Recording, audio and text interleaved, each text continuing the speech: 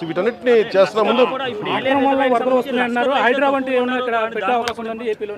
అంటే మీకు యాక్షన్ కావాలా? యాక్షన్ ఫిల్మ్ అంటే ఇది మనం హైడ్రా అలాంటి తీసుకోవడానికి మేమేం నమ్ముతామంటే, చాలా మనం సమాజంలో ఉన్న ఎవరైతే ఎన్క్రోచ్మెంట్ తెలిసి చేయొచ్చు, తెలియక చేయొచ్చు, అందరి స్టేక్ భాగస్వాములతోటి మాట్లాడి కష్ట నష్టాలు ఏమున్నాయి ఇవన్నీ తెలియజేసిన తర్వాత వాళ్ళకి నోటీస్ ఇచ్చి వాళ్ళకి పునరావాసం కొంత చాలా వరకు చేసిన తర్వాత ముందుకెళ్ళాలనేది నా వ్యక్తిగత అభిప్రాయం. దీన్నే నేను సీఎం గారి దృష్టి కూడా తీసుకున్నాను.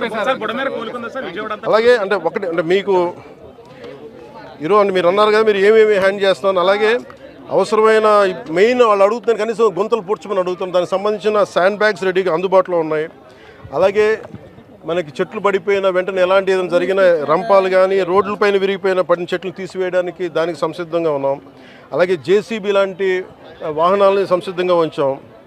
ముఖ్యంగా అవసరానికి మన ఫైర్ యాక్సిడెంట్స్ ఏమైనా ఉంటే దానికి సంబంధించిన సంబంధించి ఫైర్ యాక్సిడెంట్ వెహికల్స్, అలాగే 42 మంది గజయితగాళ్ళని రెడీగా చేసాం ఇన్ కేస్ ఏదైనా ఎమర్జెన్సీస్ ఉంటాయి. అలాగే primary health care, community health care వీటికి సంబంధించిన సంసిద్ధంగా చేసాం. అలాగే గవర్నమెంట్ జనరల్ హాస్పిటల్లో కూడా డాక్టర్స్ని 24/7 అందుబాటులో ఉంచమని వారికి ఇన్స్ట్రక్షన్స్ ఇవ్వడం జరిగింది.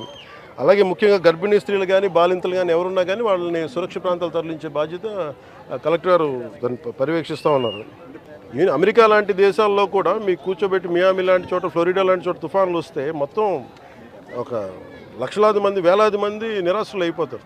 There advanced country. అలాంటిది మనకి నేను అడిగేది, మేము ప్రభుత్వం తరపు నుంచి లేదంటే అధికారుల తరపు నుంచి సంసిద్ధంగా ఉన్నాం. అలాగే మేము కోరుకుంటుంది కూడా ప్రతి ఒక్కరు కూడా దీన్ని బాధ్యత తీసుకోవాలని, అలాగే వైసీపీ నాయకులకు కూడా విమర్శల కంటే కూడా మీరు వచ్చి ఆ రంగంలో దూకాలని నేను కోరుకుంటున్నాను. ఫైనల్ గా ఏలేరు జలాశయం అనేది ఇక్కడ చాలా ముఖ్యమైనది వరదాయిని మెట్టకి, అదే దుఃఖదాయనిగా మారుతుంది. దీని ఆధునీకరణకి నా కోరిక అదే. నేను ఎమ్మెల్యే ఉన్న లోపు దాన్ని తీర్చేయాలని నేను మనస్ఫూర్తిగా కోరుకుంటున్నాను.